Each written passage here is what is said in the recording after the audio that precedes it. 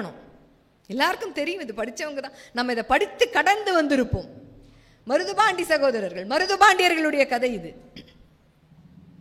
இந்த கோயிலுக்கு மிக அழகான ஒரு தேர் செய்யணும்னு அந்த ஊரிலேயே சிறந்த ஒரு தேர் செய்கிறவரை போய் கேட்குறாங்க. அவரு தேர் செய்கிறவர்கிட்ட போய் கேட்ட உடனே நான் செய்கிறேன், செஞ்சு தரேன் அப்படின்னு வாக்கு கொடுத்துட்டார். இந்த மருத மரங்கள் தான் வேணும் எனக்கு இந்த தேர் செய்வதற்கு, என்ன மரங்கள் வேணும்னு கேட்டுட்டாரு. அதுக்கு ஏற்ற மாதிரி பண்ணியாச்சு. அப்போது செய்ய ஆரம்பிக்கும் பொழுதே நம்ம எல்லாத்துக்கும் ஒரு பிள்ளையார் சுழி போட்டு செய்வோம் இல்லையா, அந்த மாதிரி அவர் விநாயகர் சிலை ஒன்று அந்த மரத்தில் செஞ்சுட்டு அதுக்கப்புறமா தேரை செய்யலாமே அப்படின்னு ஆரம்பிச்சிருக்காரு. அவர் குப்பமுத்து ஆசாரின்னு பேர், அவருக்கு பேர். இந்த குப்பமுத்து ஆசாரி என்ன பண்ணுறார், முதல்ல சின்னதாக ஒரு விநாயகர் சிலையை பண்ணிவிட்டு அப்புறமா நம்ம தேரை பண்ணலாமேன்னு போகும்போது அந்த விநாயகர் சிலையினுடைய துதிக்கை உடையுது. முதல் தடவை உடைஞ்சு போகுது. கொஞ்சம் அச்சானியமாக இருக்கு அவருக்கு. இது நல்ல சகுனமாக தெரியலையே. ரெண்டாவது முறை செய்கிறார், உடைந்து போகிறது. திருப்பி எப்படியோ நல்லபடியாக வேண்டிக்கிட்டு செஞ்சு தேர் செய்கிற வேலையை ஆரம்பிக்கிறதுக்கு முன்னாடி நம்ம இது குறித்து நாம் மன்னனை பார்த்துட்டு வந்துடணும் அப்படின்னு போய் மருதுபாண்டி சகோதரர்கிட்ட போய் நடந்த எதையுமே சொல்லலை. தேர் செய்கிறேன், என் கீழே இவ்வளவு பேர் தேர் செய்கிறாங்க, அவங்களுக்கெல்லாம் அப்பப்போ கூலியை கொடுத்துருங்க. தேர் செஞ்சு முடிச்சு ஒரு தடவை ஊரை சுற்றி தேர் வரத்துக்கு முன்னாடி எனக்கு காணிக்க கொடுத்தா போகிறோம், அது வரைக்கும் எனக்கு எதுவும் தர வேண்டாம்னு சொல்லிடுறார். ஒத்துக்கிறார் மருதுபாண்டியரும். தேர் செய்கிற வேலைகள் எல்லாம் ஆரம்பிச்சாச்சு. அந்த ஊரில் கொண்டு வந்து தேரை நிறுத்தியாச்சு. பார்ப்பதற்கே அவ்வளவு அழகாக இருக்கு அந்த காளீஸ்வரர் கோயிலில் தேர். அந்த மருதுபாண்டி சகோதரர்கள்லாம் ரொம்ப அழகா மிடுக்கா, ஏன்னா அது பெருமை இல்லையா, அந்த ஊருக்கே பெருமை இல்லையா, இந்த தேர்ல ஏறி உட்காந்து இந்த ஊரை ஒரு சுத்திட்டு வந்து நிறுத்தணும் அப்படின்றதுக்காக ஆயத்தமா இருக்காங்க. தேரை அப்படி நகர்த்துவதற்கு முன்னாடி அதுக்கு ஒரு பூஜை போடணுன்ற மாதிரி ஒரு பூஜையும் போட்டுடுறாரு இந்த குப்பமுத்து ஆசாரி. போட்டு முடிச்ச உடனே மருதுபாண்டி சகோதரர்கள் எல்லாம் 2 பேரும் சேர்ந்து அதுல தேர்ல ஏறி உட்காடுறாங்க. தேர் நகர மாட்டேங்குது. அப்ப அந்த பெரிய மருதுக்கு தோணுது, அடடா இந்த குப்பமுத்து ஆசாரிக்கு கொடுக்க வேண்டிய தட்சணையை நான் கொடுக்கவே இல்லையே, ஒருவேளை அந்த குறை இருக்கிறதுனால தேர் நகரலையோ. உடனே சொல்றாரு, ஆசாரி உங்களுக்கு நான் தட்சணையை தரவே இல்லையே, சொல்லுங்க நான் உங்களுக்கு என்ன தட்சணையை கொடுக்கணும், இந்த தேரை ஓட்டணும். ஒன்றும் வேண்டாம், உங்க கிரீடம், உங்களுடைய ஒரு உடைவாள், உங்க செங்கோல், இதை கொடுங்க என்கிட்ட. நான் ஒரு நாள் மன்னனா இருக்கேன், ஒரு நாள் கூட வேண்டாம், அதை வச்சுக்கிட்டு நான் உங்களுக்கு பதிலாக இந்த தேரில் உட்காந்து அப்படி ஒரு வலம் போயிட்டு வந்துடுறேன், அதுதான் என்னுடைய காணிக்கைன்ட்டார். சின்ன மருதுக்கு வந்தது பாருங்க கோபம். தன்னுடைய உடைவாளை உடனே எடுக்கிறார். என்ன பேராசை இந்த ஆசாரிக்கு. இப்போ பின்வாங்கக்கூடாது, அது தப்பு, விட்டுரு, சண்டை போடுற நேரம் இல்லை. அழகாக என்ன பண்ணார், தன்னுடைய கிரீடத்தை எடுத்து அவர் தலையில் வச்சாரு, உடைவாளை கொடுத்தாரு, செங்கோலை கொடுத்தார். இந்த ஜனங்க இருக்குல்ல, அந்த மருதுபாண்டி மேல் எவ்வளவு மரியாதையும் அன்பும் வச்சிருந்தா நம்ம மன்னனே ஒத்துக்கிட்டு ஒரு ஆசாரி இந்த குப்பமுத்து ஆசாரிக்கு இந்த ஒரு மரியாதையை கொடுக்குறாருன்னா உடனே ஜனங்க என்ன பண்ணிச்சான், ஒரு நாள் மன்னன் வாழ்க, ஒரு நாள் மன்னன் வாழ்கன்னு அவருக்காக கோஷம் போட ஆரம்பிச்சு அவங்களும் சந்தோஷமா அந்த தேர் செஞ்சவரை மன்னனா ஏத்துக்கிட்டாங்க. ரொம்ப சந்தோஷம் அந்த ஆசாரிக்கு. தேர்ல ஏறி உட்கார்றார். உட்கார்றதுக்கு முன்னாடி திருப்பி குனிஞ்சு அந்த தேருக்கு பூசை போடுறாரு. அவர் ஏறி உட்கார்ந்த உடனே தேர் போகுது. என்ன ஆச்சரியம் இது. அப்படி போய் எங்கிருந்து ஆரம்பித்ததோ அந்த தேர் அங்கேயே வந்து நிற்க வேண்டிய தருணம். அதுக்கு ஒரு அரை வினாடிக்கு முன்னாடி ஒரு பெரிய கல் எடறி தேர் சாய்ந்து குப்பமுத்து ஆசாரி தலைகுப்புற கீழே விழுந்து தேரினுடைய சக்கரம் அவர் மேல் ஏறி அவர் உயிர் போற நிலைமைக்கு வந்துட்டார். ஆல்மோஸ்ட் உயிர் போயிடுச்சு. இடுப்புல ஒரு பட்ட அங்கவஸ்திரம் கட்டியிருக்கார், அதுல கையை வச்சுக்கிட்டு இருக்கார். மருதுபாண்டி, பெரிய மருதுபாண்டி இதை பார்த்துடுறாரு. அதிலிருந்து ஒரு பனை ஓலையை எடுத்து கொடுக்கிறார், ஒரு ஓலைச்சுவடியை எடுத்து கொடுக்கிறார் அந்த குப்பமுத்து ஆசாரி பெரிய மருதுவிடம். அந்த ஓலைச்சுவடியில் என்ன எழுதி இருக்கு தெரியுமா? மன்னா, வந்து தேர் செய்யணும்னு சொன்னீங்க, நான் ஒத்துக்கிட்டேன். முதல் முறையாக விநாயகர் சிலை செய்யும் போது அந்த தும்பிக்கை உடைஞ்சு போச்சு, தும்பிக்கை உடைஞ்சு போச்சு. 2 முறை செய்தேன், 3 முறை செய்தேன், ஏதோ ஒன்று அச்சானமாக இருக்கேன்னு எனக்கு அந்த வானசாஸ்திரம் தெரியும். அதன்படி சோழி போட்டு பார்த்ததுல புதுசா தேர் செய்து அதில் மன்னன் ஏறி ஒரு முறை வலம் வந்தானே ஆனால் அவன் உயிருக்கு ஆபத்துன்னு அது காமிச்சுது. நான் சோழி போடும்போது, இளவயது மன்னர் நீங்கள், மக்கள் நல்லா இருக்கணும்னு நினைக்கிறீங்க, கோயில் கட்டுறீங்க, நல்ல விஷயங்கள் எல்லாம் செய்கிறீங்க. நான் இந்த தொழிலில் பல வருஷம் செஞ்சுட்டு எனக்கு வயசாகி போச்சு. நான் இறப்பதால் இந்த நாட்டிற்கு எந்த விதமான நட்டமும் கிடையாது. அதனால் ஆனால் என்ன, நான் செய்ய மாட்டேன் மன்னான்னு சொல்லிட்டா கொடுத்த வாக்கை காப்பாற்றுவது போல் இருக்காது இல்லையா? செஞ்சாகணுமே. அதனால தான் பேராசைப்படுவது போல் நீங்கள் நினைத்து கொண்டாலும் பரவாயில்லை, என்ன தப்பா நினைச்சுக்கிட்டாலும் பரவாயில்ல, உங்க உயிர் போயிடக்கூடாதுன்னு தான் இந்த காணிக்கையை நான் கேட்டேன் என்று சொன்னார் இந்த குப்பமுத்து ஆசாரி. மன்னனுக்கு என்ன சொல்றதுன்னே தெரியல. இந்த கதையை எப்படி முடிக்கிறாங்க தெரியுமா? கேள்வி கேட்கிறார்கள், நம்மிடம் 3 கேள்விகள் கேட்கிறார்கள். அச்சானியமா அந்த விநாயகர் சிலையின் தும்பிக்கை உடைந்த பிறகும் நான் செய்து தருகிறேன் இந்த தேரைன்னு சொன்னாரே, அவர் வாக்கை காப்பாற்றியவரா? உயிர் போயிடும் தெரிஞ்சும் என்ன காணிக்கேன்னே கேட்காம உங்க செங்கோலை கொடுங்க, உடைவாளை கொடுங்கன்னு கேட்ட உடனே கொடுத்தாரா? அவர் வாக்கை காப்பாற்றியவரா? இது நடந்து அரங்கேறிக்கிட்டே இருக்கும் போதே நம்ம மன்னன் செஞ்சா எல்லாம் சரியாத்தான் இருக்கும்னு அந்த குப்பமுத்து ஆசாரியை ஒரு நாள் மன்னனாக ஏற்றுக்கொண்டார்களே மக்கள், அவர்கள் வாக்கை காப்பாற்றியவர்களா? எத்தனை விதம் பார்த்தீங்களா? இந்த மாதிரி மக்கள் எல்லாம் வாழ்ந்த இந்த பூமியில்தான் இந்த புத்தக கண்காட்சியில் இன்னைக்கும் வந்து கற்பனப்படுவதுன்னு பேசிக்கிட்டு இருக்கோம். அப்படின்னா எங்கேயோ யாரோ இதை வழுவிக்கொண்டே இருக்கிறோம். பேச்சு நம்ம சொன்ன சொல்லை காப்பாற்றாமலே இன்னும் போய்கொண்டிருக்கிறோம் என்றுதான் அர்த்தம்.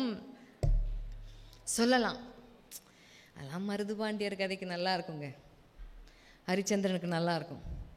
ஹரிச்சந்திரன் வாழ்ந்த காலத்தில் இப்போ இருக்கிற மாதிரி விலைவாசியோ இப்போ இருக்கிற மாதிரியோ அல்லோ கிடையாது. மருதுபாண்டியர்கள் காலத்தில் இப்போ இருக்கிற மாதிரி இருக்கா சொல்லுங்க பார்க்கலாம். மூழ்கிக்கிட்டு இருக்கும்போதே அவன் மொழியை பிடுங்கிக்கிட்டு போகிற காலமாக இருக்குது. இந்த காலத்தில் வாக்கு கொடுக்கறதே கஷ்டம், எப்படிங்க கொடுத்த வாக்கை காப்பாற்றுறது? எல்லாம் நடக்காத காரியம் அப்படின்னு நாம் சொல்கிற நிலைமையில் இருக்கோம். ஏன் இருக்கோம் தெரியுமா? நல்லா யோசிச்சு பார்த்தா தெரியும். நம்மை சுற்றி சொல்லப்படுகிற நிறைய விஷயங்கள் மெய்யாகவே பொய்தான். புரிஞ்சுக்கணும். நம்மை சுற்றி சொல்லப்படுகிற நிறைய விஷயங்கள் மெய்யாகவே பொய்தான். இந்த பாழு மனசு அதை மெய்யாகவே மெய்யென நம்பிக்கொண்டிருக்கிறது. அதுதான் உண்மை. ஒன்றும் வேண்டாம், ஒரு ரியல் எஸ்டேட்டுக்கு போங்களேன், ஒரு பிளாட்டு போட்டு விற்கிற இடத்துக்கே போங்க. இடம் வாங்க போறீங்க, ஒரு பிளாட்டு வாங்க போறீங்க, வாங்க. இந்த பிளாட்டிலேருந்து நீங்கள் ஏர்போர்ட்டுக்கு எப்படியும் 1.5 மணி நேரம் போகணும். பஸ் ஸ்டாண்டு அவ்வளோ சீக்கிரத்தில் இன்னும் வரல, ஆட்டோ பிடிச்சி பக்கத்தூர் பஸ் ஸ்டாண்டுக்கு போய் தான் நீங்கள் பஸ் ஏறணும். மழை பெஞ்சா முட்டி அளவுக்கு தண்ணி வரும், கொசு தொல்லை நிறைய இருக்கு. இந்த இடத்த வாங்க போற ஆள் நீங்க தான், இன்னும் யாருமே வாங்கல, நீங்க தான் போனி அப்படின்னு அந்த இடத்துல வாங்குவோமா? ஆனா அதெல்லாம் உண்மையாத்தான் இருக்கும். அது நமக்கு பிடிக்காது. ஏர்போர்ட் தான் 5 நிமிஷம், பஸ் ஸ்டாண்டு தான் பக்கத்துல, மழை பெஞ்சா மூச்சு தண்ணியே வர, கொசுவா இந்த ஏரியாவில் அப்படின்னா என்னன்னே தெரியாது. எல்லா பிளாட்டும் வித்து போச்சு, இதுதான் கடைசி, போனா வராது, பொழுது போனா கிடைக்காது. சொன்னாத்தான் நம்புவோம், அப்படித்தானே? அப்ப நம்ம மனசு எதை விரும்புகிறது? வாங்கிடுவோம் நம்பி. வரும் பாருங்க, சின்னதா ஒரு மழை, 4 வாட்டி தும்மல் போட்ட அளவுக்கு ஒரு மழை வந்தாலே கழுத்து வரைக்கும் தண்ணி வந்துடும். தேடி போக முடியுமா அந்த இடத்த வித்தவங்களை? இப்ப போக முடியாது இல்லை. அப்ப என்ன, நம்ம பொய்யைத்தானே மெய்யாக நம்புகிறோம். ஹோட்டலுக்கு சாப்பிட போறோம், எங்க ஹோட்டல்ல இதுதான் ஸ்பெஷல், கரெக்டு தான், நேத்தி செஞ்சதே மீந்து போச்சுங்க, கொட்டை இயலாது, திருப்பி அதைத்தான் சுட பண்ணி வச்சிருக்கிறோம் யாராவது சொல்லி சாப்பாடு போட்டு சாப்பிடுவோமா? வீட்டில் அதே நேற்று வச்ச குழம்பு தான் இருக்குது, சுட பண்ணி தட்ட மாட்டானா அம்மாவை என்ன கோவம் வச்சுப்போம் தெரியுமா? இதே தானா, இது வேற உள்ள வச்சு சூடு பண்ணி தெரியாமோ அதை ரொம்ப அழகா யூனிஃபார்ம் போட்டு ஒருத்தங்க கொண்டு வந்து கொடுத்தா, அப்பா என்ன மாதிரி இருக்கு, இப்போ தேன் மாதிரி இருக்கு, இந்த டேஸ்ட் ஏன் வீட்டில் வரல? 10 நாள் சுட வச்சு கொடுத்தா வரும், அது நமக்கு தெரியறது இல்லை. இது ஏன் வீட்டில் கிடைக்க மாட்டேங்குது இந்த ருசின்னு நம்ம அதை சாப்பிடுவோம். அந்த பொய்களை நாம் மெய்யாகவே நம்பிக்கொண்டுதான் இருப்போம். எங்க ஜவுளி கடைக்கு போங்க, ஆடி தள்ளுபடி, ஆடிக்கு வாங்க அள்ளிட்டு போங்க, ஒன்றும் கிடையாது.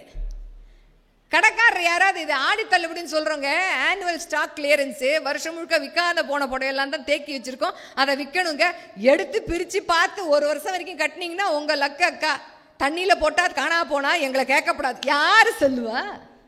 யாரும் சொல்ல மாட்டான். இந்த கடையில் தான் ஆடி தள்ளுபடினா அம்சமாக இருக்குன்னு அந்த பொய்யை நம்பிக்கொண்டு தானே நாம் போகிறோம். உண்டா இல்லையா? இப்படித்தான் எல்லா இடத்திலையுமே நாங்க போகக்கூடிய இடத்திலெல்லாம் மெய்யாகவே இருக்கிற பொய்களை நாம் மெய்யென நம்பி நம்பி நம்பி, அது மட்டும் கிடையாது, ஒரு விஷயத்தை நாலா சொல்றது, 1க்கு 4ன்னு சொல்லுவோம் இல்லை, 1 4ஆ திருச்சி சொல்றது தான் இந்த பழா போன மனசு நம்பும். அப்படியே பழகி போனதுனால நாம் என்ன நினைக்கிறோம், 1க்கு 4ஆ சொல்றது ஒன்றும் தப்பு இல்லை, அவங்க சொல்றாங்க அவங்க சொல்றாங்க அவங்க சொல்றாங்க, நான் சொன்னேன் என்ன, உலகத்தோடு ஒட்ட ஒழுகல்னு வள்ளுவர் சொல்லியிருக்காரா இல்லையா? உலகமே போய் சொல்லுது, நானும் சேர்ந்து சொல்றேன். உலகமே 1க்கு 4ஆ சொல்லுது, நானும் சேர்ந்து சொல்றேன். உலகமே 1 சொல்லுது, செய்ய மாட்டேங்குது, நானும் அப்படியே இருந்துட்டு போயிடுறேனே அப்படின்னு நம்ம மனசு அதற்கு பழகி போகிறது. இதுதான் நிதர்சனம். அங்கதான் ஆரம்பிக்கிறோம் நம்ம வாக்குறுதி கொடுக்கறதுங்கிறத. ஒரு தனி மனிதனும் நம்மளுடைய வாழ்க்கையில எத்தனையோ சூழல்கள்ல ஒரு வார்த்தை அப்படி விட்டுருவோம் தெரியுமா, டக்குன்னு கொடுத்துருவோம். அதை நிறைவேற்றுறோமா, நம்ம கிட்டே அந்த வார்த்தையை நம்பிக்கையாக வாங்கின எதிராளியினுடைய மனநிலைமை என்னவாக இருக்கும்னு யோசிக்கிறதே கிடையாது. இந்த வாக்குறுதி கொடுத்துக்கிறதுல 2 விதம் இருக்கு. நமக்கு நம்மளே கொடுத்துக்கிற வாக்குறுதி, நாம அடுத்தவங்களுக்கு கொடுக்கிற வாக்குறுதி, 2 இருக்கு. இந்த நமக்கு நம்மளே கொடுத்துப்போம் இல்ல, ரொம்ப சுவாரஸ்யமானது, ரொம்ப ரொம்ப சுவாரஸ்யமானது. சின்ன குழந்தையா இருக்கும்போதே அதுக்கு வாக்கு கொடுக்குறோம்லாம் தெரியாது. ஆனால் அம்மாட்ட சொல்லும், நாளிலேருந்து நான் மண்ணிலேயே விளையாட மாட்டேம்மா அப்படிங்கும். சாயந்தரமே திருப்பி அம்மா கையை கழுவி அதை வீட்டு பாடம் எழுத உட்காந்து வச்சிருப்பா. அம்மா இல்லாத நேரமாக பார்த்து அந்த 2 செவுத்துக்கு இடுக்குல விரிசல் விட்டுருக்கும், அதில் விரல விட்டு நோண்டி மண்ணு வருதான்னு பார்க்கும். அம்மாட்ட அப்படி சொன்னமே, செய்ய மாட்டோம்னு சொன்னமே, இப்படி செய்யறோமே, தப்பாச்சு அப்படிலாம் அதுக்கு தெரியாது. சின்ன சின்ன பொய்கள் அது. சொன்ன வாக்கை மீறி குழந்தை நடப்பது அழகு ஒரு வயது வரைக்கும். இந்த வளரிளம் பருவம்னு ஒன்று இருக்குல்ல, அப்ப பாருங்க அம்மா கிட்டையும் அப்பா கிட்டையும் பிள்ளைகள் சொல்கிற வாக்குறுதிகள், அட்டேங்க அப்பா இன்னைக்கு பள்ளிக்கூடத்தில் அங்கங்க திரும்ப மாட்டேன், அப்படியே கவனிப்பேன்பா. தினம் வந்து அப்படியே கவனிச்சேன்பா. 5 நாள் கழிச்சு ஸ்கூல்ல இருந்து கூப்பிட்டு விடுவாங்க, உங்க பிள்ளை கவனிக்கிறது இல்லை, வாங்க முதல்ல அப்படின்னு கூப்பிட்டு விடுவாங்க. ஏன்டா அப்படியே கவனிக்கிறேன்னு சொன்னியேடா, எவன் கவனிக்கிறான்னு அவனை கவனிச்சுக்கிட்டு இருந்தேன்பா. அவன் கவனிக்கல. வளரிளம் பருவத்தில் வாக்குறுதிகள் எல்லாம் குழந்தைகளுக்கு அதனுடைய வலி தெரியாது. அம்மா அப்பா நம்மளை நம்புறாங்களே, நம்ம இப்படி ஒரு வாக்கு கொடுக்கிறோமே, இதிலிருந்து மீறுகிறோமே, இது எந்த அளவுக்கு நமக்கு பாதிப்பு, எந்த அளவுக்கு நம்மை பெற்றோருக்கு இது வலின்னு குழந்தைக்கு தெரியாது. கல்லூரியில படிக்கிற போது அப்படித்தான். இந்த இலக்கை வைத்துக்கொண்டு கல்லூரிக்குள்ள முதல் நாள் நுழையும் போது பசங்க போடுற சத்தியம் இருக்கு பாருங்க, அம்மாவிடமும் அப்பாவிடமும், சே குழந்தை வெளியில வரும்போது அப்படியே விவேகானந்தனா தான் வெளியில வருவான் அப்படிங்கிற மாதிரி ஒரு பிம்பத்தை ஏற்படுத்திட்டு கல்லூரிக்குள்ள போவான். நிறைய பெண்களும் அப்படித்தான். ஆனா பாருங்களேன், முதல் நாள் தான் 2ஆம் நாள் தான் சொல்லுவாங்க தெரியுமா, புது தொடப்பம் நல்லா கூட்டும் அப்படிம்பாங்க. மூளை முடுக்கெல்லாம் தானே போய் கூட்டுமா. கொஞ்சம் தேஞ்சு போனோடனே இருக்கிறதையே கூட்டினா கூட அந்த குப்பை போகாது. அந்த மாதிரி தான் நுழைந்த உடனே சொல்கிற வாக்குறுதி இதெல்லாம் நமக்கு நம்மளே கொடுத்துக்கிறது, அம்மா அப்பாட்ட வேற கொடுக்கறது. அப்ப கூட பாரதியார் சொல்றாரு பாருங்க, நிமிர்ந்த நன்னடை நேர்கொண்ட பார்வையும் யாருக்கும் அஞ்சாத நெறிகள் இருப்பதால் செம்மை மாந்தர் திரம்புவதில்லையாம். அங்க திரம்புதல் சொல்றாரா, ஒழுக்க நெறியோட என்ன இலக்குக்காக நம்ம இதுக்குள்ள வந்தோம், ஒரு படிக்கிற இடத்துக்கு வந்திருக்கோன்ற அந்த நெறியோடு இருக்கிற பெண்கள் செம்மை மாந்தர், ஞான செருக்குடன் இருக்கிற செம்மை மாந்தர் திரம்புவதில்லையாம். என்ன சொல்லி அந்த கல்லூரிக்குள்ள படிக்க வந்துச்சோ அந்த புள்ள அதை முடிச்சிட்டு தான் வெளியில வரும், அந்த சொல் மாறாதுன்னு சொல்றார். அதைத்தான் செம்மை மாந்தர் திரம்புவதில்லையாம். இந்த மாதிரி வாக்குறுதியும் இருக்கு. இந்த வளர்ந்தவங்க இருக்காங்கல்ல, இன்னும் கூட நிறைய விஷயங்கள் தனக்குத்தானே சொல்லிப்பாங்க, செய்ய மாட்டாங்க. குழந்தை சேட்டை பண்ணுது, அம்மா வீட்டு வேலையில அவசரத்துல என்ன பண்றா, குழந்தைய அடிச்சிட்டா. குழந்தைகளை அடிச்ச உடனே அதனுடைய அழகு என்ன தெரியுமா, எந்த அம்மா அடிச்சாலும் அவன் முந்தானைய சுத்திட்டு அவளை காலை கட்டிக்கிட்டே அது அழுவும். அதுதான் குழந்தையின் அழகு. அழுது முடிச்சு அதுக்கு சோத்த வாயில வச்சு திணிச்சு அதை ஒரு பக்கமா தூங்க வச்ச உடனே அது அப்படியே வாயை பொழந்துக்கிட்டு எங்க இருக்கோன்னே தெரியாம தூங்கும் பொழுது தூங்குகின்ற முகத்தின் அந்த ஒரு இந்த இன்னசென்டா இருக்கும் தெரியுமா, உலகமறியாத அந்த முகம், பரம்பொருள், அந்த முகத்தை பார்த்து தாய் அப்பொழுது அமைதியாக அழுவா. என்ன தெரியுமா சொல்லுவா, இனிமே உன்னை அடிக்கவே மாட்டேன்டா கண்ணா, சொல்லுவாளா மாட்டாளா அந்த அம்மா? குழந்தை தூங்குகிற பொழுது தேம்பி அழுவா தாய். அழுது ஓஞ்சி அது தூங்குது, அவன் அழ ஆரம்பிச்சிருவா. உன்னை இனிமே நான் அடிக்க மாட்டேன்டா, நீ என்ன பண்ணாலும் உன்னை இனிமே நான் அடிக்க மாட்டேன்டா. அழுது ஓஞ்சி அவ வீட்டு வேலையை செய்ய ஆரம்பிக்கும் போது அந்த புள்ள எழுந்து எடுத்த உடனே எத்தையோ ஒன்று போட்டு உடைக்கும், பட்டாலும் திருப்பி அடிப்பா. எங்க போச்சு அவ கொடுத்த வாக்குறுதி? அந்த குழந்தைக்கு தெரியாது அம்மா என் மீது இப்படி ஒரு வாக்குறுதியை வச்சிருக்கான். அவளுக்கு அவளே கொடுத்த வாக்குறுதி அவளே மீறுவா. உண்டா இல்லையா? கணவனும் மனைவியும் அப்படித்தான். பார்த்தீங்கன்னா கல்யாணம் ஆன புதுசுல எல்லாம் கணவனும் மனைவியும் அப்படி நாம மற்றவங்கள மாதிரிலாம் இருக்கக்கூடாதுங்க. நீங்க கோவப்படும் போது நான் அமைதியா இருக்கணும், நான் கோவப்படும் போது நீங்க அமைதியா இருக்கணும். அப்பதான் குடும்பம் அழகா இருக்கும். ஒருத்தர் கோவம் வரும்போது ஒருத்தர் தனிஞ்சு போகணுங்க. நம்ம இப்படிலாம் பேசி இந்த உடன்படிக்கை சொல்லுவாங்க இல்லையா, அதுல கையெழுத்து போடாத குறையாக வாக்குறுதி அள்ளி தெளிச்சு, இதெல்லாம் சில பேர் பார்த்தீங்கன்னா முதலிரவன்னிக்கு அவ்வளவு அழகா பேசுவாங்க. இல்வாழ்க்கையை நம்மள மாதிரி இந்த காவியத்தில் கூட யாரும் இப்படி நடத்திருக்க முடியாதுன்ற அளவிற்கான வாக்குறுதியை கொடுத்து ஆரம்பிப்பாங்க.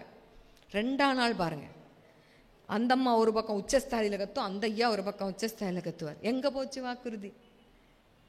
அப்படியே அந்த ஐயா வாக்குறுதி நினைப்புப்படுத்தினாலும் அது சொல்லும், நீங்க கத்தும் போது நான் அமைதியா இருக்கேன், நான் கத்தும் போது நீங்க அமைதியா இருங்க, நீங்க அமைதியா இருக்கும்போது நான் கத்துறேன் அப்படின்னு மாத்திருவோம். உண்டா இல்லையா? அடுத்தவங்களுக்கு கணவன் மனைவிக்கும் குழந்தைக்கும் வீட்டில் இருக்கிற உறவுகளிடம் கொடுக்கும் வாக்குகளில் கூட நான் அப்பப்ப வழுவிக்கொண்டே தான் இருக்கிறோம். ஒரு வயசுலையும் புத்தாண்டுன்னு ஒன்று வந்துச்சுன்னா கேட்கவே வேண்டாம் இல்லையா? எத்தனை விதமான வாக்குறுதிகள் தெரியுமா? இதுல வாக்குறுதி நீங்களாம் நியூ இயருக்கு ரிசல்யூஷன்லாம் எடுக்கலையா? நான்லாம் நியூ இயருக்கு நிறைய இதை செய்யக்கூடாது அதை செய்யக்கூடாது. அதுவும் பார்த்தீங்கன்னா அந்த சுகர் இருக்கிறவங்க, டயபெட்டிஸ் இருக்கிறவங்க, அவங்க எடுக்கிற வாக்குறுதி சொல்லி மாளாது. சர்க்கரையை விட இனிப்பா இருக்கும்.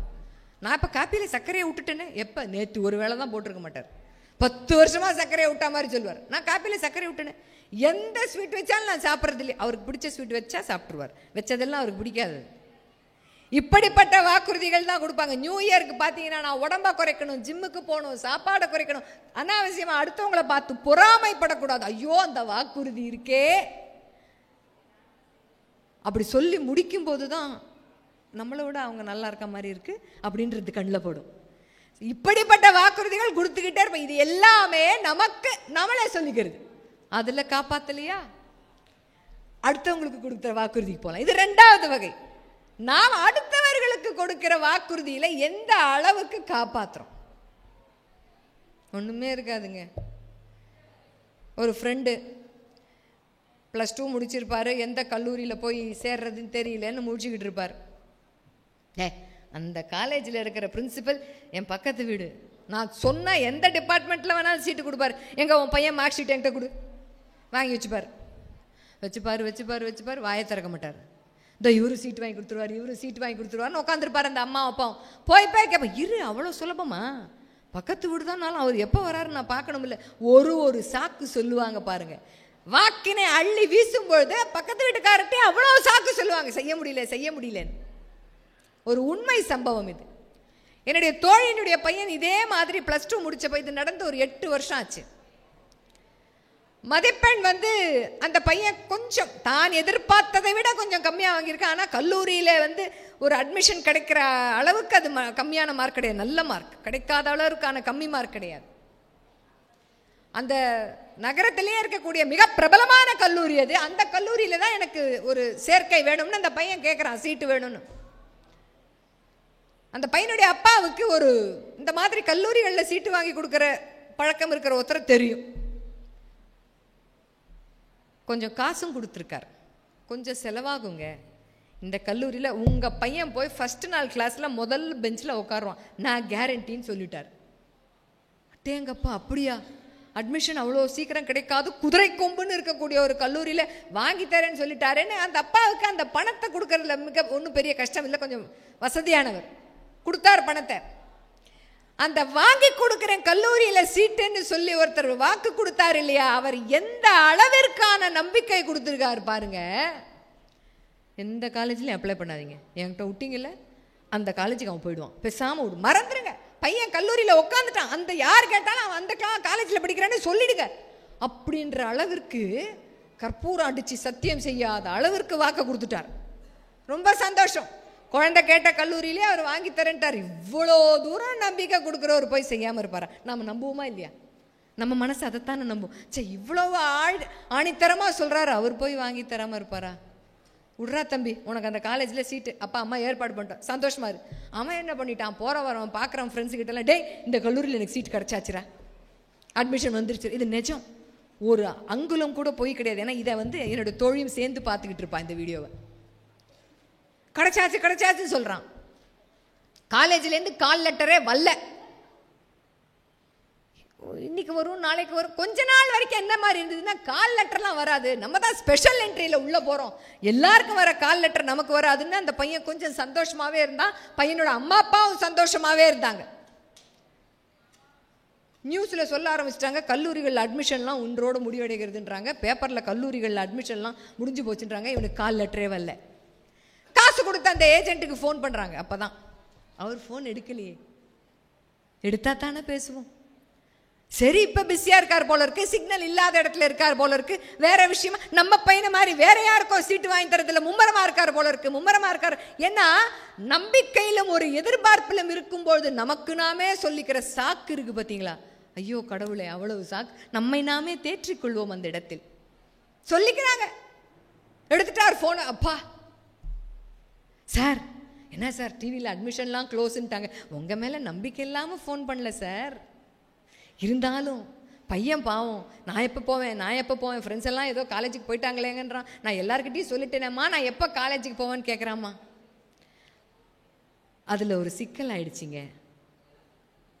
என்னங்க சிக்கல்?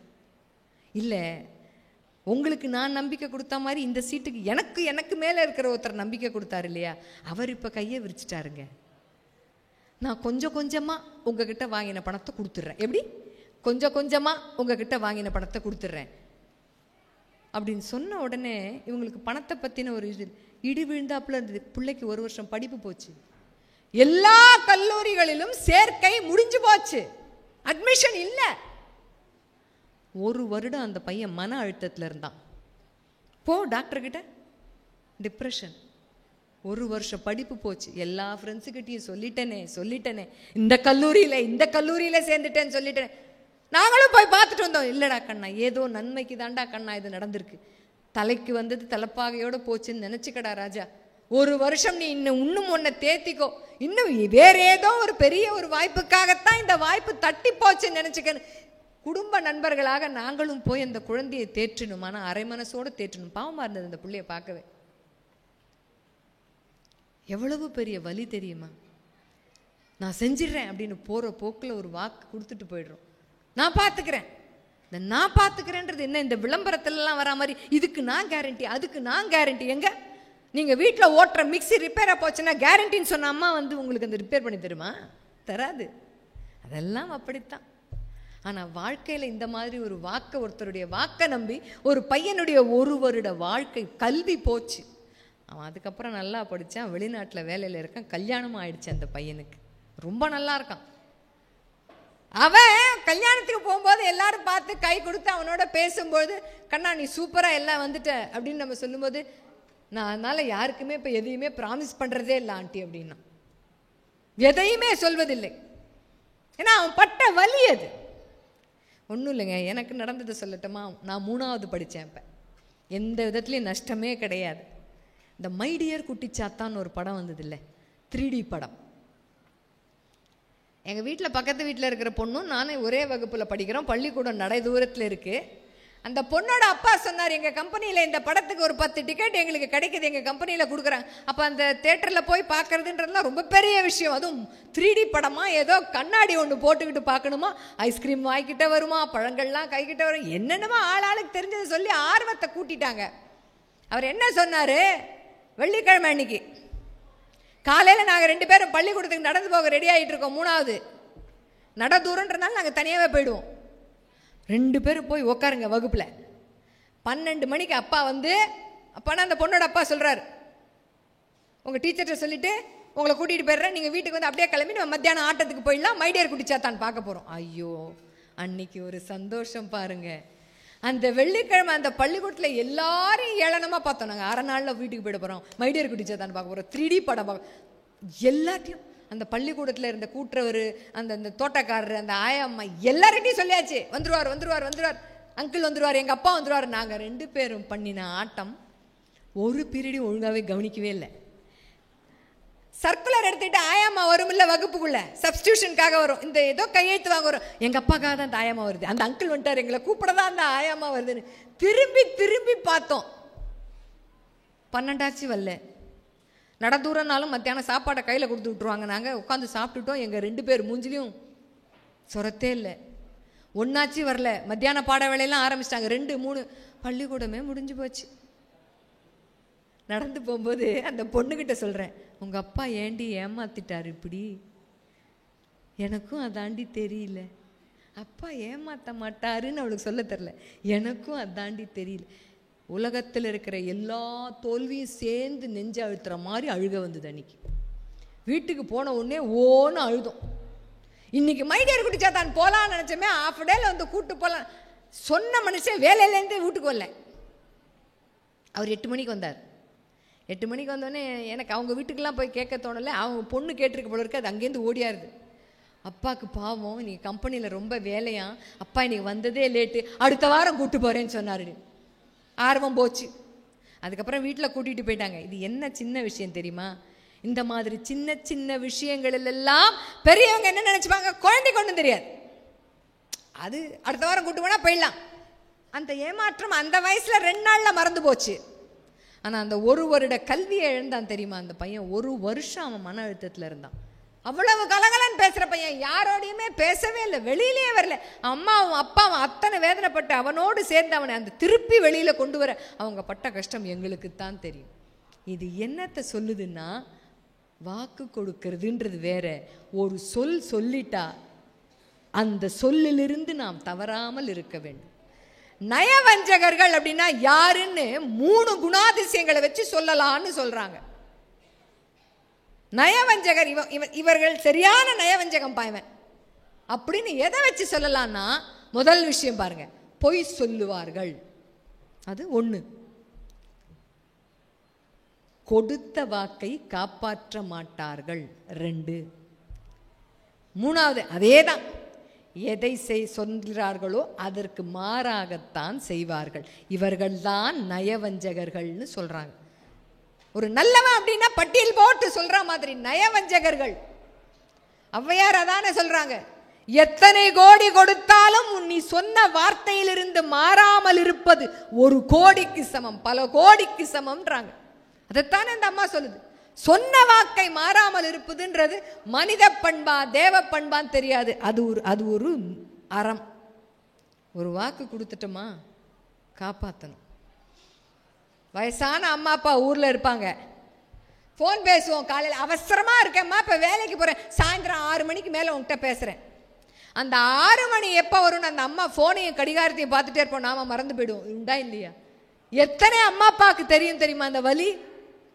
கோச்சிக்க மாட்டாங்க. 6 நாள் கழிச்சு நம்ம பேசுவோம். அப்போ கூட அன்னைக்கு சொன்ன அன்னைக்கு 6 மணிக்கு பேசுகிற மாதிரியே தான் சந்தோஷமாக பேசுவாங்க, நாம மறந்து போயிடுவோம். சின்ன சின்ன விஷயங்களில் வார்த்தையை கொடுத்துடுறது, காப்பாற்றுறது கிடையாது. அப்போ இதுக்கு என்ன வழி? என்ன சொல்கிறாங்க தெரியுமா? தீராத கடன் என்று ஒன்று உலகத்தில் இருந்தால் சொன்ன வாக்கை நிறைவேற்றாமல் போவதுதான் தீராத கடன் இந்த உலகத்தில். வேற எந்த கடனுமே தீராத கடன் கிடையாது. பணத்தை வாங்கி கொடுக்காமல் இருப்பதை விட சொன்ன வாக்கை நிறைவேற்றாமல் இருப்பதுதான் தீரா கடன். அதுதான் மோசமான கடன். இதோ செஞ்சிடுறேன். ஏன்னா அடுத்தவங்க மனசில் தேவையில்லாத ஒரு நம்பிக்கையை நம்ம உரம் போட்டு வளர்த்துறோம் தெரியுமா? வெடுக்குன்னு அந்த நம்பிக்கையை பிடுங்கி எரியும் போது வருகிற வலி அதை படுகிறவர்களுக்கு மட்டும்தான் தெரியும். வாக்கு கொடுத்துட்டு போகிறவங்களுக்கு அது தெரியாது. ஐயோ அப்படியாங்க மறந்துட்டேங்க தெரியலங்க, அவ்வளோதான் முடிஞ்சு போச்சு, அது அவங்களுக்கு தெரியாது. இன்னும் சிலர் பார்த்தீங்கன்னா அந்த சொன்ன வார்த்தையாக மட்டும் சொல்ல மாட்டாங்க, அதை கடைப்பிடிப்பதை வைராக்கியமாகவே வைத்து கொண்டிருப்பாங்க. அப்படி ஒரு வைராக்கியம். இவர் 4 மணிக்கெல்லாம் எந்திரிச்சிருவார் அப்படின்னு ஒரு விஷயம் வச்சுக்கோங்களேன். 4 மணிக்கு அவர் மூச்சுட்டு இருப்பார்.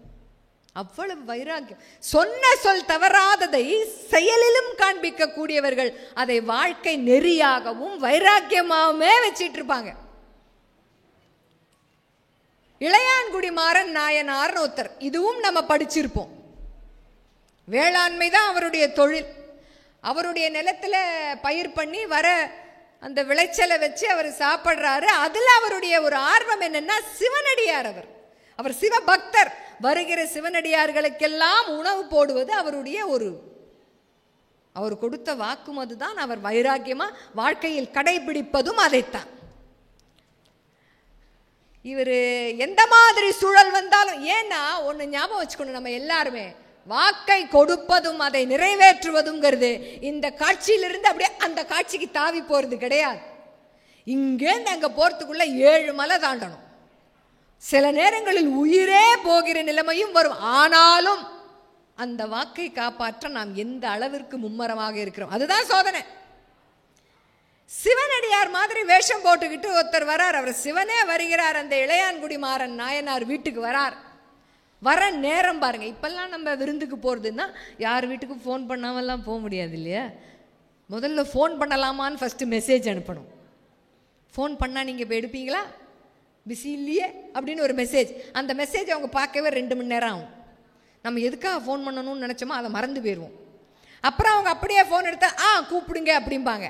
அதுக்கப்புறமா தான் நான் உங்கள் வீட்டுக்கு வர்றதா, நீங்கள் எங்கள் வீட்டுக்கு வர்றீங்களான்னு கேட்கறது, அனுமதி வாங்குறதெல்லாம் அப்புறம். இது இன்றைய நிலைமை. அப்போ அந்த சிவன் ஒரு சிவனடியாராக மாறி போறாரு. பார்த்துக்கங்க, நள்ளிரவு போச்சு, ஒரு 12 மணிக்கிட்டன்னு வச்சுக்கோங்களேன். கொட்டு மழைங்க, பேய் மழை. எதிரில் வர்றது யாருன்னே தெரியாத அளவிற்கு, பார்வையை திரை போட்டு மறைக்கிற அளவிற்கான ஒரு மழை. கதவை தட்டுறார். யாரோ இந்த நேரத்தில் கதவை தட்டுறாங்களே, நம்ம வீட்டு கதவை. அந்த இளையான்குடி மாறன் நாயனார் கதவை திறக்கும் போது பார்த்தா ஒரு சிவனடியார் நிற்கிறார். இவருக்கு அடிவத்தில் நெருப்பு வச்ச மாதிரி இருக்கு. ஐயோ, சாப்பிட ஒன்றும் இல்லையே இந்த நேரத்தில். காலையில வந்த சிவனடியாருக்கு போட்டுட்டாரு, மீத இருக்கிறத இவங்க சாப்பிட்டுட்டாங்க. 12 மணிக்கு மேலே என்னங்க இருக்கும் வீட்டுள்ள? மத்தியானம் 12 மணிக்கே சில வீடுகளில் சாப்பிட ஒன்றும் இல்லை. ராத்திரி 12 மணிக்கு என்ன இருக்கும்? ஒன்றும் இல்லை. இந்த நேரத்தில் வந்து இப்படி நிற்கிறார் இந்த சிவனடியார். பசியோடத்தானே வந்திருப்பார். மழையில சொட்ட நினைச்சிட்டு வந்து நிற்கிறார். முதல்ல தலையை தவிட்டுங்க, உடம்ப தவிட்டுங்கன்னு அந்த இளையான்குடி மாறன் நாயனாருடைய மனைவியும் அவரும் உள்ள கூப்பிட்டு உபசரணை செய்து வேறு மாற்று உடையை கொடுத்து அவர் உட்காத்த வச்ச உடனே அவர் கேட்கிறார் அந்த சிவனடியார், புசிப்பதற்கு ஏதேனும் உண்டா? பசிக்கிறது, சாப்பிட ஏதாவது இருக்கா அப்படின்னு கேட்கிறார். ஒண்ணுமே புரியாது தெரியுமா? ஸ்தம்பிச்ச மாதிரி இருக்கும். ஒன்றுமே இல்லைங்க. எதிர்பாராத நேரத்தில் இப்போவே வீட்டுக்கு யாராவது வந்தால் அந்த ஃபில்டரில் கூட டிகாக்ஷன் சீக்கிரம் இறங்காதுங்க. நம்ம கழுத்து இருக்கும். தோசைக்கல்லில் தோசை பெரட்டவே வராது, ஒட்டிக்கிட்டு உயிரை வாங்கும். பயப்படுவோமா மாட்டோமா? இந்த மாதிரி நடுராத்திரில் வந்து புசிப்பதற்கு ஏதாவது இருக்கான்னு கேட்டால் என்ன செய்யுது? அவங்க மனைவி கூப்பிட்றாங்க, இந்தாங்க ஒடியாங்க, விதை நெல் விதைச்சிட்டு வந்தீங்கல்ல, பேஞ்ச மழையிலெல்லாம் மேலே வந்திருக்கும், வயலில் போய் அத்தனை நெல்லையும் அள்ளிட்டு வாங்க, அதை குத்தியாவது சோறு பண்ணி போடுறேன். ஓடுறார் அந்த மழையில. நான் தான் சொன்னேன், கண்ணுக்கு தெரியாம எதிர்த்தாப்புல என்ன இருக்குன்னு தெரியாத அளவிற்கு திரை போட்ட மாதிரி இருக்கிற மழையில் ஏன் எந்த சிவனடியார் வீடு தேடி வந்தாலும் அவருக்கு உணவளிக்காமல் இருப்பதில்லை என்ற வாக்கினை வைராக்கியமாக வாழ்ந்து கொண்டிருப்பதால் அந்த மழையில ஓடுறார். அத்தனை நெல்லையும் மண்ணும் தண்ணியுமா சேர்ந்து அள்ளிட்டு வரார். அந்த அம்மா பாருங்க, கணவன் கொடுத்த வாக்கை காப்பாற்றுவதில் அவள் எப்படி துணை இருக்கா பார்த்தீங்களா? இந்த வேலையெல்லாம் தேவையில்லாத வேலை, வேண்டாத வேலை ஏன் இழுத்து விட்டுக்கிற சொல்லலையே. அந்த நெல்லை கழுவி குத்தி அதை சோறாக்கி, சோறாக்கலான்னா விறகு இல்லை அடுப்பு பற்ற வைக்க, மழையில மேலே கூரை இருக்குல்ல அதை உருவி அதை கொஞ்சம் தொடச்சி ஊதி புகையை பண்ணி என்னவோ பண்ணி அடுப்பரிச்சு அந்த நெல்லை சோறாக்கி சிவனடியாருக்கு போட்ட உடனே அந்த சாப்பாட்டை வைக்கிறாரு. அது ஜோதி ரூபமாக சிவன் விஸ்வரூபமாக காட்சி அளிக்கிறார். இந்த கதையை சொல்லும்போது பாட வேளையில் கேட்கும்போது எவ்வளவு சந்தோஷமாக இருக்கும் தெரியுமா? மழை நேரத்தில் இப்படி யாராவது வந்து சாமியாலாம் மாறுவாங்களா அப்படின்லாம் ஆச்சரியமாக இருக்கும். அந்த வயசுக்கு அவ்வளவுதான் புரிதல். அந்த கதை எதை சொல்கிறது?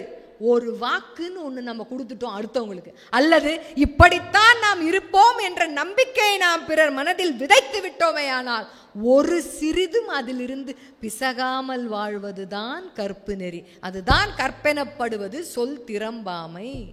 போட்டு கொடுத்தார். அந்த இளையான்குடிமாறன் நாயனாருடைய கதையை நாங்கள் துணைப்பாடத்தில் படிக்கும்பொழுது நல்ல இருள் நேரம், மழை, அவர் அந்த நெல்லை போய் வயலில் எடுக்கிறதெல்லாம் அந்த ஓவியமாக வரைஞ்சிருப்பாங்க, படமாக இருக்கும்.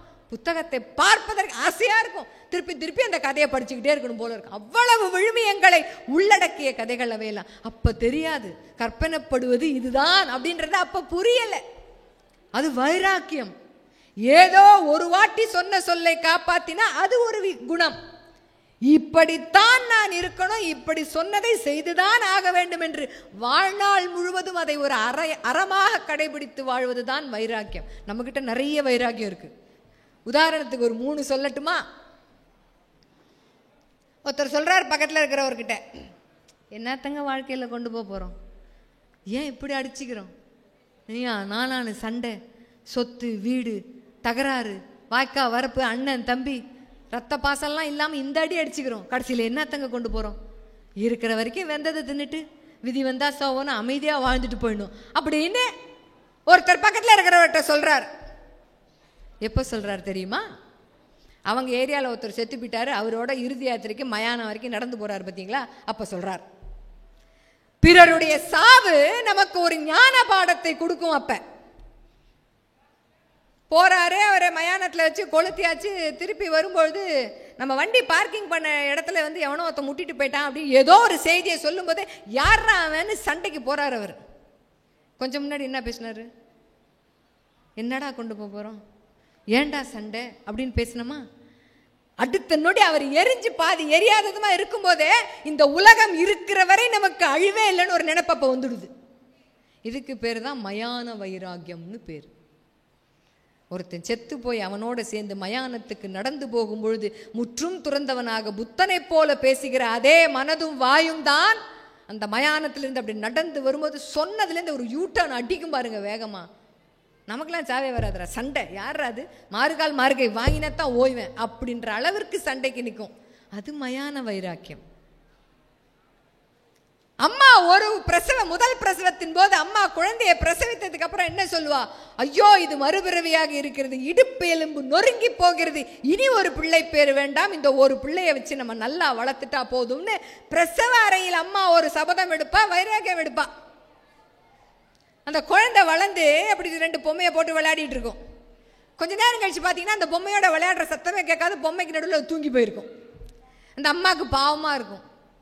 நம்ம காலத்துக்கு அப்புறம் இது இப்படித்தான் ஒண்டியாக நிற்குமோ, இதுக்கு கூட யாரும் இல்லைன்னா அது என்ன செய்யும் பாவம்?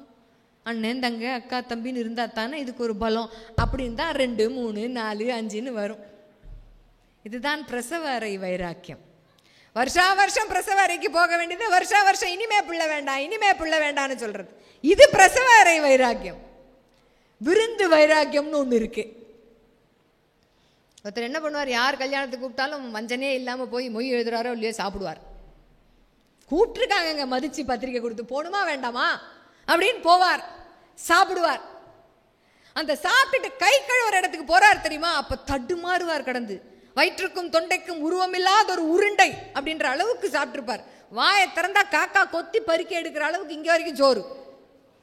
தனக்குத்தானே சொல்லிப்பார் வைராக்கியமா, இந்த பைத்தியக்காரத்தானே நீ பண்ணப்படாது, இனி இந்த விருந்து இந்த உபசரிப்புன்னு யாராவது கூப்பிட்டாங்கன்னா போகப்படாது, அல்லது இலையில வைக்கிறதுக்கு முன்னாடி வேண்டான்னு சொல்ல பழகணும், அல்லது வச்சுவிட்டாலும் பாதியோட சாப்பிட்டு எழுந்துக்க பழகிக்கணும். இந்த அவஸ்தையை நம்மளால பட முடியாதுன்னு தனக்குத்தானே சபதம்.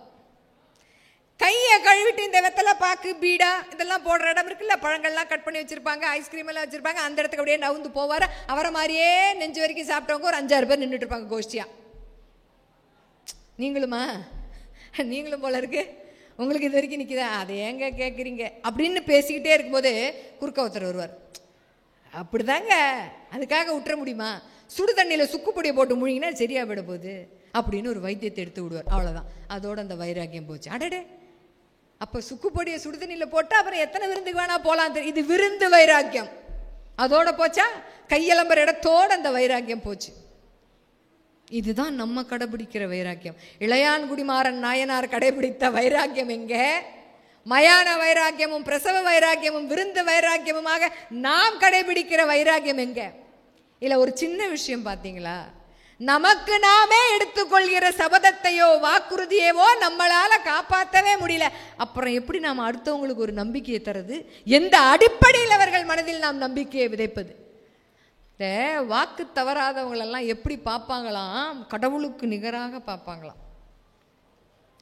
இது ஒரு கதை, பாரதியாரை பற்றிய ஒரு சிறப்பு செய்தி. அதை சொல்லி முடிக்கிறேன். பாரதியார் தன்னுடைய புதுச்சேரி வாழ்க்கையில் இருக்கும்போது பார்த்தீங்கன்னா, அவருக்கு பொன் முருகேச பிள்ளைன்னு ஒருத்தர் நண்பர். அந்த முருகேசம் பிள்ளை வீட்டில் தான் அவர் நிறைய நாள் இருந்திருக்கிறார் பாரதியார். முருகேசம் பிள்ளை கொஞ்சம் நாத்திகம் பேசுகிறவர். பாரதியாருடைய கடவுள் நம்பிக்கை, பராசக்தி நம்பிக்கையெல்லாம் சொல்லி கொஞ்சம் கிண்டல் பண்ணுவார், விவாதம் பண்ணுவார். பாரதியார் பாடல் எல்லாம் கொஞ்சம் ஆய்வு பண்ணுவார். ஆனால் மிக நெருங்கிய நண்பர்கள். இந்த முருகேசம் பிள்ளை பெரிய வியாபாரி. பாரதியார் புரட்சி கவி. ஆனால் அவன் வீட்டில் அடுப்பில் பூனை தான் தூங்கும் இல்லையா? நம்ம படித்தது தெரிஞ்சது தான். செல்லம்மாளுக்குத்தான் தெரியும் அந்த வேதனை. அடுப்பெரிக்க ஒரு வேளையும் அவள் பட்ட வேதனை. இந்த முருகேசம் பிள்ளையுடைய மனைவி இருக்காங்க இல்லையா, பாரதியாருக்கு பார்த்தீங்கன்னா வறுமையிலும் அவருக்கு ஒரு விறப்பு உண்டு. அடுத்தவங்கள்ட்ட கை நீட்டப்படாது, எதையும் வாங்கிடக்கூடாது. ஆனால் இந்த முருகேசம் பிள்ளைக்கும் அவருடைய மனைவிக்கு அது ரொம்ப கஷ்டமாக இருக்கும். அவங்க என்ன பண்ணுவாங்களாம், சும்மா இருச்சல்லம்மா, பாரதியார் இல்லாத நேரமாக கொஞ்சம் கொண்டு வந்து தரேன் அப்படின்னு அவங்க வீட்டு அடுப்படியில் போய் கொஞ்சம் காய்கறி அரிசியை வச்சுட்டு வரது உண்டான். யாசகம் கை நீட்டி வாங்குவது பாவத்திலும் பாவம்னு பாரதியார் நினைப்பதனால் பாரதியாருக்கு தெரியாமலும் பாரதியார் வீட்டில் இல்லாத நேரத்தில் இந்த முருகேசம் பிள்ளையும் அவங்க மனைவியும் போய் இந்த மாதிரி உதவிகளை செய்வதுண்டு. ராஜா பகதூருங்கிறவர் முருகேசம் பிள்ளையோட மகன். அந்த காலத்திலே பாருங்க, மேற்படிப்பு படிப்பதற்காக பிரெஞ்சு நாட்டுக்கு போறார். யாரு? முருகேசம் பிள்ளையுடைய மகன் ராஜா பகதூர் அனுப்பி வைக்கிறார். உலகப்போர், முதல் போர் முடிகிற தருவாய் அது. பையன் பிரான்ஸுக்கு போனா படிக்க ரொம்ப நாள் ஆச்சு. பையனை பார்க்க வேண்டும் என்ற ஏக்கம் முருகேச பிள்ளைக்கு வந்துட்டுது. எப்பா, நீ உன்னை பார்க்கணும் போல இருக்கடா, நீ படிப்பை முடிச்சிட்டியா என்னன்னு கடிதாசி போட்டு எல்லாம் பண்ணப்போ, நான் வந்துடுறேன்ப்பா, படிப்பெல்லாம் முடிஞ்சு போச்சு, நான் வந்துடுறேன், கப்பல் ஏறி வந்துடுறேன்னு சொல்றான். முருகேசம் பிள்ளைக்கு சந்தோஷம் தாங்கவே இல்லை.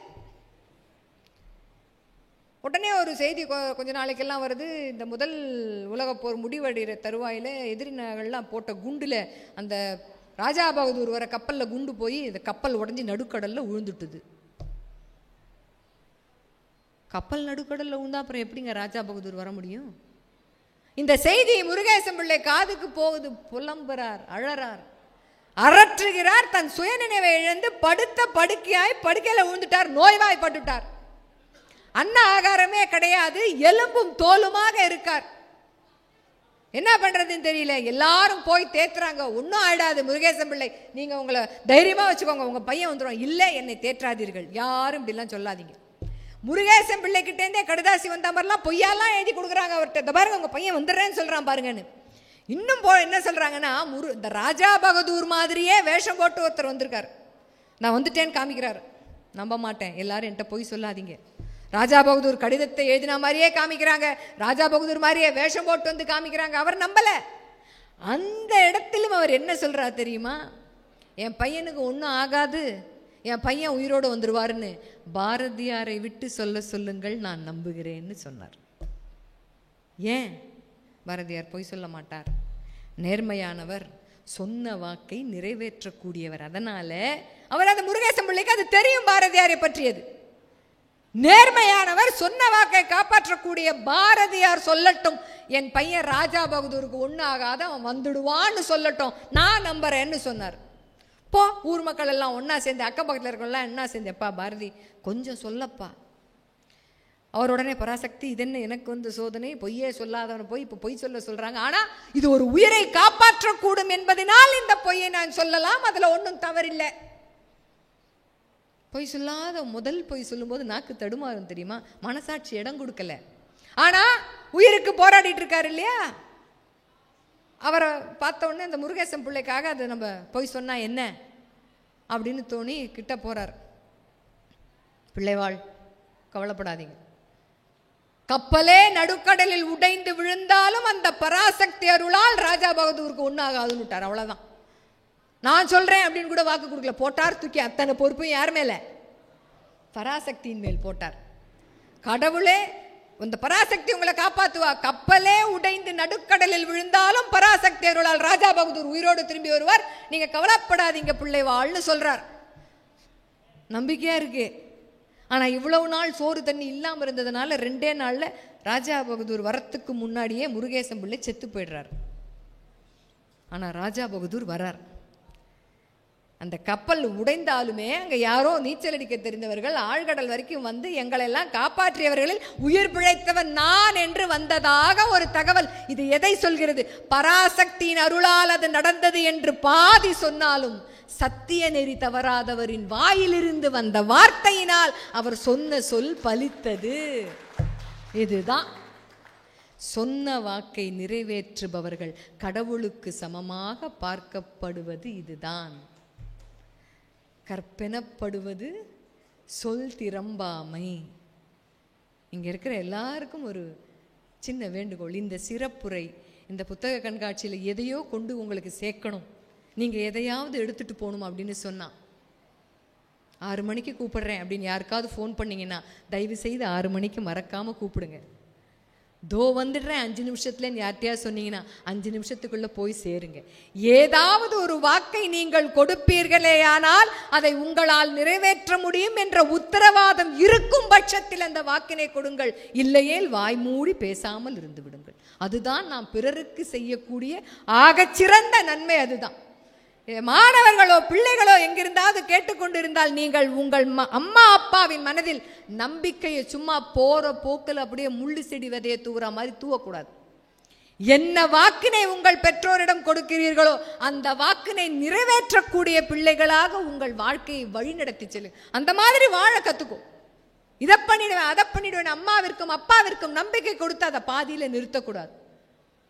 உறவுகளுக்கு மத்தியில் கொடுக்கிற வாக்காக இருந்தாலும் சரி, நண்பர்களுக்கு மத்தியில் கொடுக்கிற வாக்காக இருந்தாலும் சரி, சிறியவர்கள் பெரியவர்களுக்கு கொடுக்கிற நம்பிக்கையும் வாக்கும், பெரியவர்கள் சிறியவர்களிடம் கொடுக்கிற நம்பிக்கையும் வாக்கும் எதுவாக இருந்தாலும் அந்த வாக்குப்படி நம்மால் 100% நடக்க முடியும் என்கிற உத்தரவாதம் இருக்கும் பட்சத்தில், அந்த வாக்கினை நிறைவேற்றவல்ல எல்லா சூழலும் எனக்கு இருக்கிறது என்கிற உத்தரவாதம் இருக்கும் பட்சத்தில் அந்த வாக்கினை கொடுங்கள். இன்னிலேருந்து ஒரு பாடமா எடுத்துப்போமே. 3/4 மணி நேரம் பேசுங்கன்னு சொன்னா சில பேர் 4 மணி நேரம் பேசுவான். போச்சு வாக்கு. 1/4 மணியில வந்துடுறேன், 1/2 மணி கழிச்சு வருவோம். அதனால் எந்த விஷயம், அது கொசு மாதிரி சின்ன விஷயமா இருந்தாலும் சரி, மலை போன்ற பெரிய விஷயமாக இருந்தாலும் சரி, கொடுத்த வாக்கினை காப்பாற்றுவது என்பதுதான் கற்பு நெறியிலிருந்து வழுவாத நிலைமை. கற்பு நெறி தவறாத தன்மை என்பது கற்பெனப்படுவது சொல் திறம்பாமை அப்படின்ற ஒரு வாக்கியத்தை சொல்லி நேற்றைய பொழுது அனுபவம், இன்றைய பொழுது நிச்சயம், நாளைய பொழுது நம்பிக்கை. நம்பிக்கையோடு இருங்கள். வணக்கம். இந்த தகவல் உங்களுக்கு பிடிச்சிருந்தா லைக் பண்ணுங்க, உங்க ஃப்ரெண்ட்ஸுக்கு ஷேர் பண்ணுங்க, மறக்காம எங்க சேனலுக்கு சப்ஸ்கிரைப் பண்ணுங்க.